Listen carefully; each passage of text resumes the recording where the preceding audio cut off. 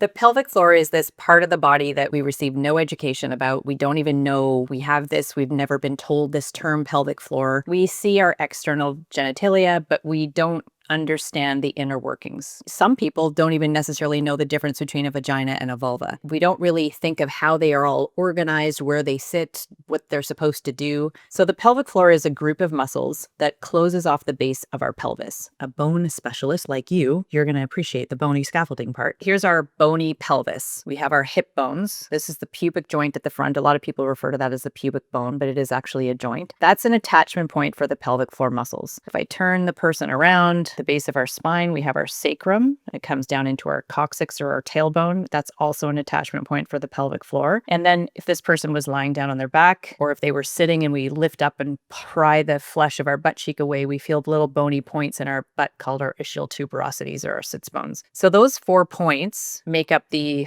kind of the diamond shape where that group of muscles all attach. It's 3 different layers. It's not just one muscle. The first layer primarily responsible for sexual response. Second layer primarily responsible for managing the openings of the urethra, the vagina, the anus. Third layer primarily responsible for our internal organs. So here is the bladder, the vagina, the uterus, and then we have the rectum. And this is sort of how they sit nestled within our pelvis. Those are the 3 openings. The functions of the pelvic floor, I just pointed out the attachment points at the base of the spine and in the pelvis. So it plays a role in our pelvic and spinal control and stability. It's the foundation of our core. A sump pump action. So we have the pelvic floor and our diaphragm. Every time we breathe, ideally, the pelvic floor lengthens on the inhale and contracts and lifts on the exhale. So there's this sort of synergistic dance that happens with all of our breath throughout the day that acts like a sump pump and helps move things in our body. So these are really important jobs that the pelvic floor has, but we've never heard about them. And it's usually only once there is a problem with one aspect of our pelvic floor that we then learn about all these things and we say, well, why didn't anybody tell us this before? There's so much that could have been prevented. And we have this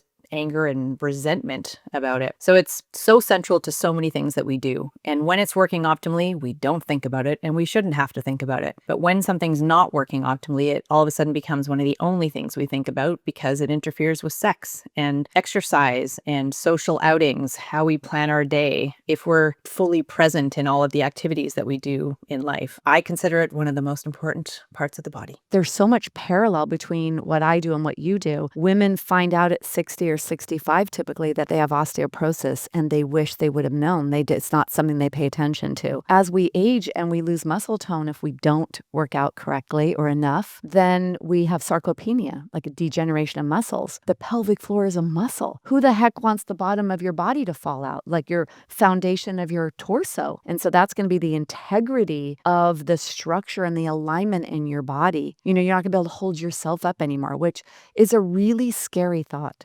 It's how we transfer load. You mentioned holding ourselves up. Part of how we hold ourselves up is because of our pelvic floor, but nobody's ever told us that the pelvic floor is part of the core. Over many, many years, we have created, maybe with behaviors or certain movement patterns or breath strategies, we have hindered the pelvic floor. We've maybe even damaged the pelvic floor with constant pressure downwards, constipation, chronic coughing, chronic heavy lifting with poor form, poor posture. All of those can also contribute to pelvic floor challenges. And then what happens is people stop exercising because they're leaking, because they're afraid there's not going to be a bathroom close by, because they have prolapse. Some people have even been told to stop exercising. Don't lift anything over X number of pounds. Don't do any impact activity. And the intention is to protect the pelvic floor. All we're doing is increasing that person's risk of falling, increasing the risk of osteoporosis, bone loss, if they're not doing impact, if they're not doing resistance training. How is that a good trade-off? Sarcopenia definitely influences the pelvic floor. Bone loss definitely influences the pelvic floor. Incontinence and pelvic organ prolapse are independent risk factors for hip fracture. Part of that can be, again, from the frailty and the loss of tone. Some can be because people wake up multiple times a night to pee, and in the dark they stumble, they fall. We have to pay attention. Same thing with osteoporosis or osteopenia. When someone gets that diagnosis, they move away from movement, which is what we need to actually keep everything strong and mobile. If you fall and fracture your wrist, now you're going to baby the wrist and not work on it the way that you need to get it strong again to keep that range of motion in your joint so it doesn't break if you slip, trip, or fall and you need to brace your fall. That's what happens is people stop doing things. We have to do things, but we have to learn how to do them correctly. And this is where you need to be guided. I think in the bone health world, we're realizing this intricate relationship of muscle and bone. Sarcopenia, muscular degeneration of the pelvic floor, is going to lead to less need for the bones around it to be as strong as they need to be if you have less muscle to support. And then if you're going to do heavy lifting, if you're correctly loading into your hip joint with a deep bend, you need to learn how to do that and not be scared to do that. Learn what you need to learn so you could do what you need to do to keep your muscles, your bones strong, your pelvic floor.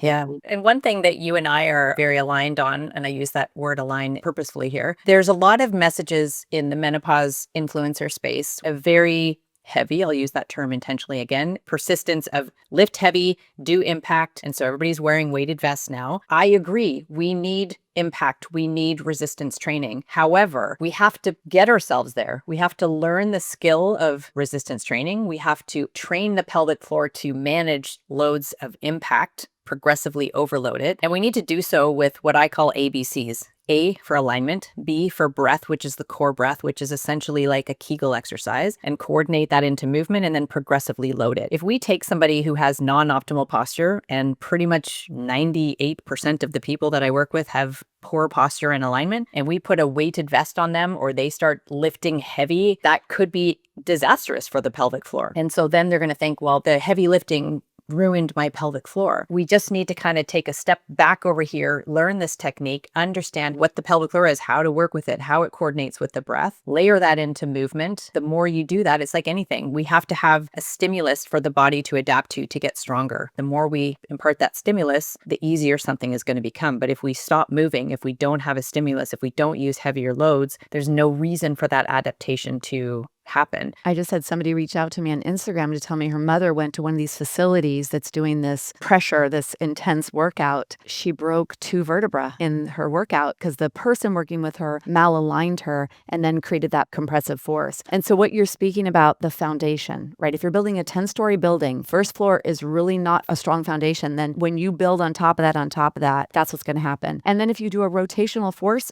right there at that thoracolumbar joint, that's where most of the spinal fractures are. Ay, ay, ay. I would say perimenopause, I learned more about myself and my body than I had ever learned at any point in my life. And part of that was from my own curiosity and learning because I couldn't understand, excuse my language, what this shitstorm was that I was going through. I didn't know the term perimenopause. I had no idea what was happening. And I think of how much I have learned in the last, so I'm 53 now, so in the last like 13 to 15 years, that's a whole extra 30 plus years really that I really know a lot. And we deserve more information about our bodies way earlier in life. And I feel like that could change the world. And of course, I'm speaking because my bias is the pelvic floor. But if we planted the seed earlier about the importance of this group of muscles, all that it does, and because we are women who menstruate, many of us become pregnant, all of us who reach midlife are going to go through menopause. Those are additional risk factors for us that we need to consider. We aren't just small men, as Dr. Stacy Sims has coined that term. We need to understand our physiology and how it's different from men, and we need to nourish differently. We need to move differently. We need to appreciate the menstrual cycle and all of the changes that happen and how that influences this central part of our body. That's where we generate our power. Part of our capacity to lift is from our pelvic floor, is from that core activation. And if all we've ever learned was crunches and do some spinal extensions for your core, we were missing a whole heck of a lot that could really benefit us. If you enjoyed this clip from Stronger Bones Lifestyle,